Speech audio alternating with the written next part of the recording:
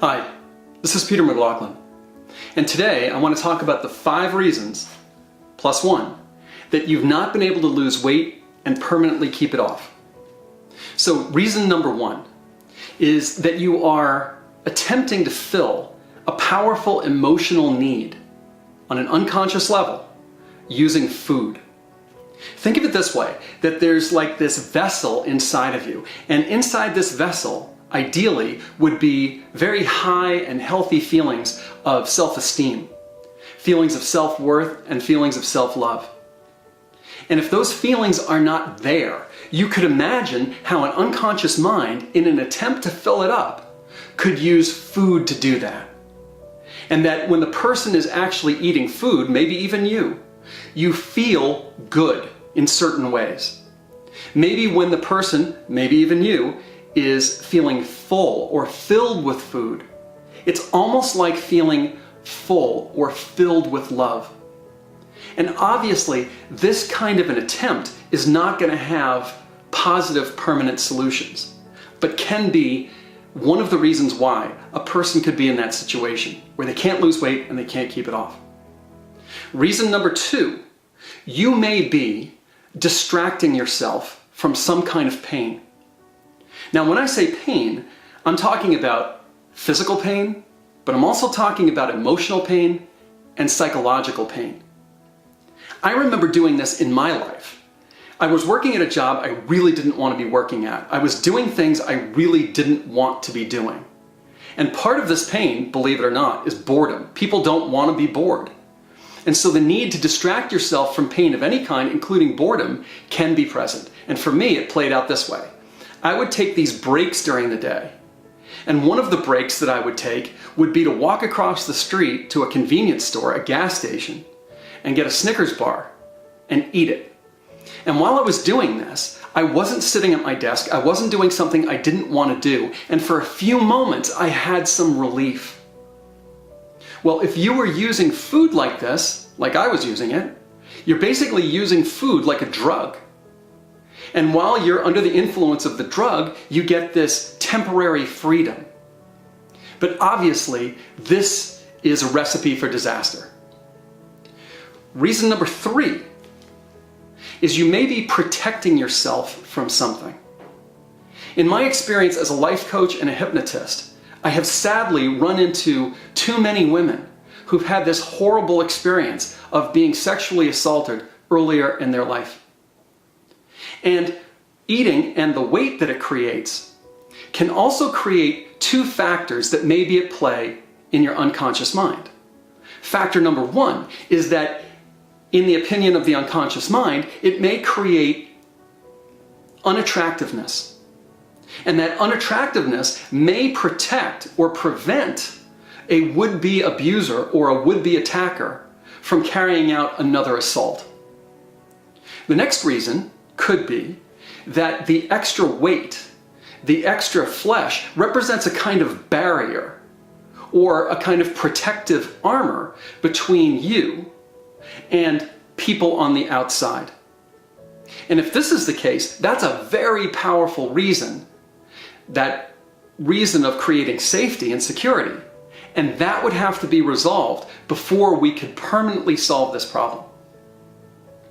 Reason number 4 is there could be a very powerful connection with, for example, a deceased relative. Let's say, for the sake of argument, that your grandmother was significantly overweight, that she loved food, and that she gave you a lot of food, and that you ate this food together. Well, there could be this powerful underlying link, this emotional link, that every time you eat, that even keeping your body in a state that is heavier than you consciously want it to be, that it creates this powerful emotional connection with your deceased grandmother. So that when you eat, when you feel your body, you may also feel feelings of connectedness, feelings of love for her. And if this were the case, we would want to do the following. This is what I would do if you were in my office and we found that this was what was going on. Unconsciously, in hypnosis, we would want to have your grandmother come and be with you in this unconscious state. And we would have you and your grandmother decide upon a more positive way to connect with each other.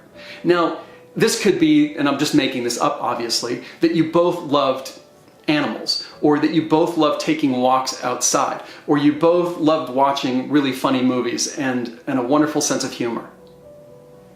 We would want to establish a new connection between you and your grandmother based around this much more positive way of connecting with each other. Once we did that, we would then seek to disconnect or even cut the old connection between you and your grandmother that was based upon food. And in this way, remove this powerful unconscious urge to keep this behavior going that you consciously don't want and that you don't need. Reason number 5. And reason number 5 I find to be almost at epidemic proportions in our culture, in our country. And reason number 5 is stress. So we all know about the term emotional eating. And a lot of what I've talked about today, including distraction, for example, or a connection with a deceased relative, would fall under the heading of emotional eating, as would being in a state of stress. So that example I gave you of working at a job I didn't want to be working at, there was a form of pain going on there. So that pain I would call boredom. People don't want to be bored. It actually creates its own kind of stress. So a person could eat, as I gave you in that example before, to temporarily relieve themselves of, for example, the boredom. Well, the next thing that's going on with stress, and this one is really important, is the role of cortisol. When the body is stressed, the autonomic nervous system releases adrenaline and cortisol into the bloodstream. And we all know the feelings of adrenaline. You're kind of amped up. It gives you more energy. For some people, it allows them to focus more clearly, more perfectly. Well, the role of cortisol isn't as well understood, but here's what it does. Cortisol tells the body to hold onto all available fat, primarily in the belly. And if you think about this from an evolutionary standpoint, it makes perfect sense. And it may be the reason that I'm here today and you are where you are listening to me. And that is, our ancestors may have survived a major stressful event, like the death of a breadwinner, like the failure of crops, like a fire or a famine or a war. Because they would have moved into that stress response, their body would have dumped the adrenaline and cortisol into their bloodstream, and that extra fat on their belly may have gotten them through a lean winter and kept them alive. Whereas today, think of all of the stressors we have. Having an argument with your boss, having a bad performance review, an argument with your significant other or with your children. A person cuts you off in traffic. And the big kahuna is media. You can watch the news now and you can see anytime you want chaos, calamity, and tragedy occurring hundreds of miles away from you, if not thousands of miles away from you. And even though you are not physically in that circumstance or you're not physically in that situation, you move into a stress response. And we know this is true just by thinking about going to watch a movie. It's like a horror movie, or it's a thriller, or it's car chases, or whatever. You can find that your heart is beating faster. You can find that you are gripping the arms of the chair. And the reason for this is that although your conscious mind knows it's a two-dimensional image up on the screen, your unconscious mind treats it as though it's real. So, in order to deal with effective weight loss, a person has to deal with the role of stress. And I would say that stress and the effects of cortisol represent the third leg of a stool that you would have to consider when you're trying to lose weight. So most conventional weight loss programs are just going to have two legs of that stool. They're going to have calories taken in, and they're going to have calories going out through the form of exercise. But they're not going to be talking about the role of stress and emotional eating, or at least not have an effective way of dealing with that.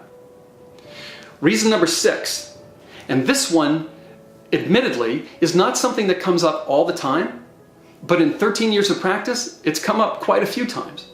And that is the role of a past lifetime. What if you starved to death in a past lifetime? Would it be reasonable to assume that your unconscious mind would hold the imprint, would hold the memory of that tragic and traumatic event? I think so. And my experience bears this out. So, for example, I had a client who was in a village and there was some kind of calamity. I think the village was raided or attacked. And she was able to escape with 5 or 6 little children. Not her own, but she was caring for these little children, and they were hiding away in a cave. Well, all of them ended up starving to death. And when we resolved that trauma, when we healed that trauma at that deep, unconscious level, inside of the regression and at the level of the unconscious mind, the client reported to me later that her relationship to food had actually changed. That she was going to family parties, holiday parties, that she was going to office parties where all of the food is laid out. And where in the past she would have just unconsciously, or even against her conscious desires, just picked up food and been eating it. And now she said that desire was gone. So clearly something worked there. Now, as always, if you have any questions, and I know I've raised a lot of different topics today, and I haven't gone super deep into any one of them, if you have any questions, please ask those questions in the comments section, and I will do my best to answer them for you. And as always, if you like this video, please remember to like, subscribe, and especially to share it with your friends and with your contacts. And we'll see you in the next video. Thanks very much.